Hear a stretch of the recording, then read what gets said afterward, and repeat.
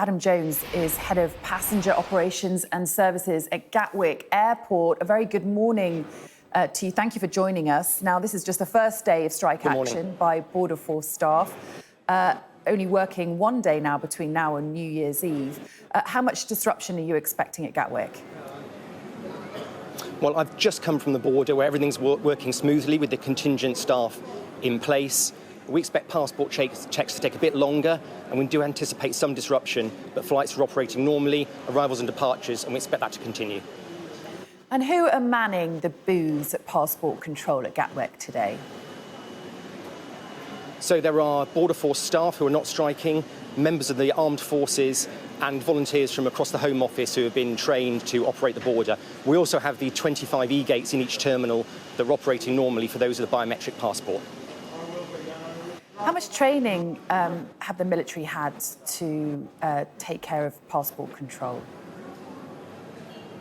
You'd need to ask Border Force that, who operate the border. They've been conducting the training and the familiarisation, but their staff are on the border right now and it's operating smoothly. And how concerned are you about the delays? What information do you have for passengers in terms of who will be most affected during these strikes?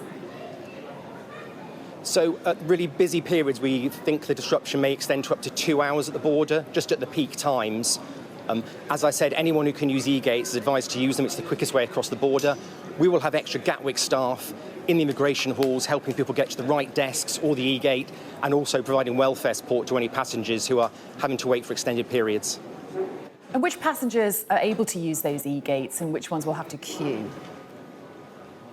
Yes, so anyone with a biometric symbol on their passport, the passport holder has to be 12 years or over, and the people from the UK, EU countries, America, Canada, Australia, New Zealand, and a few other countries are able to use them, and our concierge staff in the immigration hall will point those people to the eGates, then get across the border as quickly as possible. And is most disruption going to impact passengers who are inbound to the UK? What about passengers also departing on flights over the next few days? Are they going to have to leave extra time as well? No, we expect no impact on departing passengers at all. All those arriving into the airport from other UK airports, the Republic of Ireland, the Channel Islands or the Isle of Man. Just give us a sense of how big this disruption could be at Gatwick and across other airports in the UK. So today is the first day of the strike, so we'll really find out how it works today. As I said, we do advise passengers to be ready for queuing. It could be up to 2 hours, so please be prepared, bring some food and water, ask our staff if you need any assistance. But we are confident the airport will operate as normal and flights will arrive and depart on time. Now, is there a risk that airports like Gatwick could be forced to close during these strikes? And what would be your message to the unions and to the government? So we absolutely see no risk of the airport shutting. The border will remain open. It is resourced by the contingency staff. And we have plans in place if queuing gets excessive, just to control the amount of traffic coming into the airport.